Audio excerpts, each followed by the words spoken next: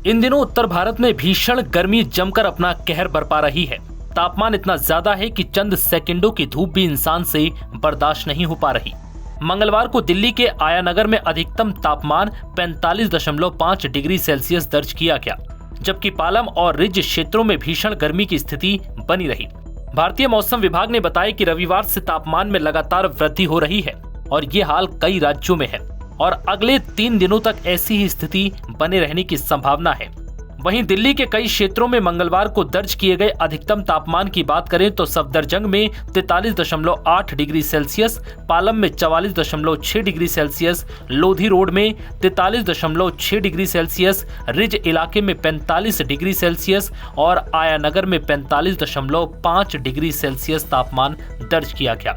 IMD के अनुसार दिल्ली में न केवल दिन के समय तापमान असहनीय है, बल्कि रात के समय में भी तापमान सामान्य से अधिक है, जिसे वार्म नाइट कंडीशन के रूप में वर्गीकृत किया गया है। देखिए, अभी क्या है कि कुछ दिनों से कोई ऐसा कोई थंडरस्टॉर्म एक्टिविटी नहीं रहा और बाकी जो फेवरेबल मेट्रोलॉजिकल कंडीशंस थे कि जैसे मिडल लेवल में एंटी साइक्लोनिक सर्कुलेशन फॉर्मेशन हो जाता है नॉर्थ वेस्ट इंडिया में।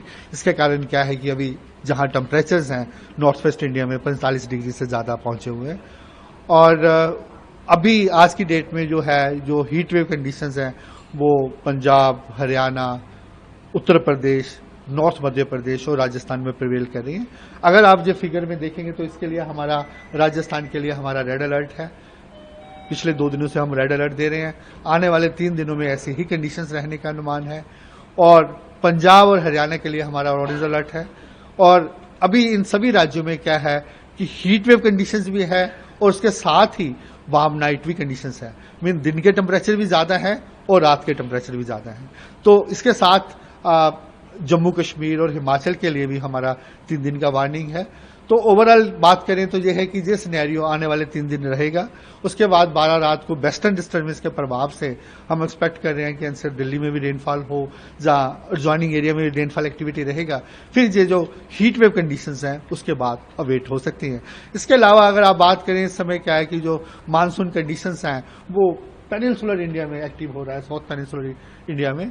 वहां पे अभी क्या है कि आज की डेट में हमारा अनुमान है जो पूरा केरला, तमिलनाडु, कोस्टल कर्नाटका, जहां साउथ इंटीरियर कर्नाटका के लिए हमारा हैवी रेनफॉल का अनुमान है।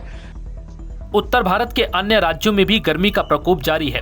पंजाब के बठिंडा में तापमान 47.6 डिग्री सेल्सियस तक पहुंच गया, जिसे IMD ने गंभीर हीट वेव की स्थिति घोषित की है।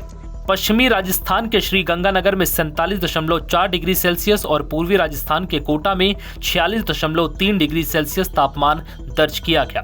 हरियाणा के सिरसा में भी 46.2 डिग्री सेल्सियस तापमान के साथ गर्मी ने लोगों को परेशान किया।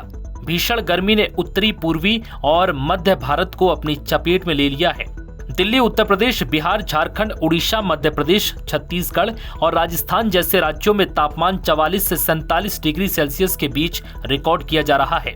IMD के वैज्ञानिक नरेश कुमार ने बताया कि पिछले कुछ दिनों में गर्म चमक के साथ बारिश की गतिविधियों में कमी आई है।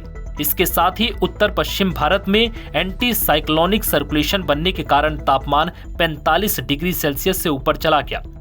पंजाब, हरियाणा, उत्तर प्रदेश, उत्तरी मध्य प्रदेश और राजस्थान में हीट वेव की स्थिति बनी हुई है। IMD ने कई राज्यों के लिए भीषण गर्मी का अलर्ट जारी किया है। राजस्थान में भीषण गर्मी के कारण रेड अलर्ट जारी किया गया। नव भारत टाइम्स की रिपोर्ट।